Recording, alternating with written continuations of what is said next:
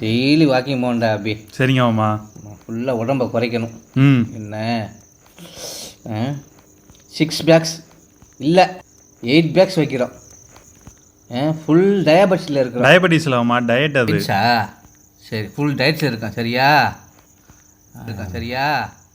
மருந்தே உணவு, உணவே மருந்துன்னு வாழ்கிறோம். Okay follow me. மாமா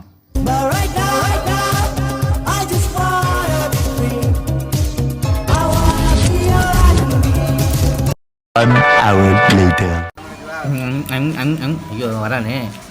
என்ன மாமா 6 பேக்னு சொல்லிட்டு வடை சாப்பிட்டுட்டு இருக்கீங்க? போடா போ, 6 பேக்னு கடையில் வாங்கிக்கலாம்டா.